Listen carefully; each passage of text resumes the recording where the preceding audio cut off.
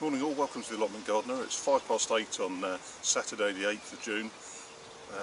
Phil told me to get here for 7 because we've got some voluntary work to do on the community plot later, and we need to get an early start to get our work done, but it's no show.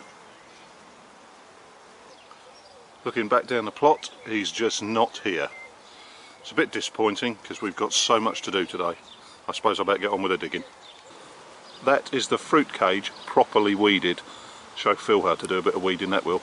And he's still not here.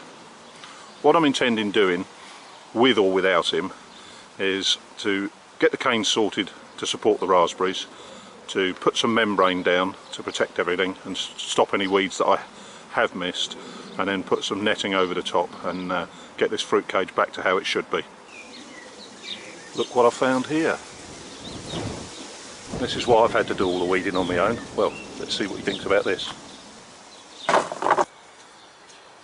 Old Sleepy reminded me that one of our neighbours on the plot had a few fruit plants spare and gave them to us the other day. We obviously can't put 5 plants into the cage. Once one of these things gets established, there'll be probably a metre square plus of space taken up, so we've probably just got room for 1. Not sure what they are, but we may find out in the fullness of time. Now, having been rudely awakened from my nap, it's time to get on with some work and get this planted. What Joey doesn't realise, however, is I was up late working on the website last night, came down here at 7 o'clock this morning and he wasn't here, which is why I took the nap. But anyway, less said about that. You'll also notice that I've left my t-shirt at home, which is not the best thing. However, let's get on and get some work done. So we're just going to plant this here, and all we do is dig a hole and pat the soil around it. Now you'll notice that we've left good space in the bed, so we can put a door the other side, walk in and access all the plants in the bed. We're on to the next step with the fruit cage. We put weed suppressant membrane down over most of it, which will just keep the weeds under control. We put it around the gooseberries and the currant bush, but not around the raspberries. Now the raspberries need space to grow. They grow via runners underground, so they'll spread and fill the space over time. We've also added the support in, 2 wires either side, and the raspberries are grown underneath, and where necessary we've tied them up. There we go. We've netted all round the cage. We've not netted the roof, and the reason we've not netted the roof is we're not going to attach the roof in the same method. What we'll do is we'll use some twine and bind it like a bit of sewing all the way around the top, because if you remember in one of the first videos we mentioned you don't want tops on these things if it's snowing. So come the end of the year, end of the fruit picking year, we can take the top off, and then we don't have to worry about the snow, and we can put it back on with a bit of twine next year. That's the roof on. Just wound the twine round and round through the roof netting and the side netting, holding it together. We've not finished the door. We were a hinge and a few screws loose. That's me and Phil. So we'll do that tomorrow probably and pop that on next week's video.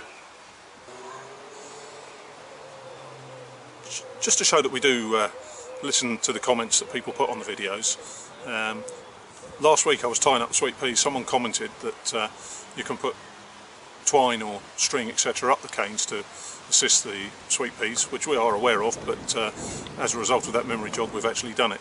The last job that we've got to do today is the tying the runner beans loosely onto the canes to assist them to start them wrapping up the canes themselves, and as you can see behind me, Phil's started on that already. We're just tying these beans up, and all we've got to do is wrap these beans around the pole loosely and just tie them in place so that they will eventually find their own way. And whilst doing this, always check for things like blackfly. And if we look at this one, we can see that the blackflies have started to develop on the bean itself, so we need to get rid of that. One telltale sign that you've got a blackfly problem are the ants on it. Now the ants actually farm the blackfly, you can see an ant there, and harvest them.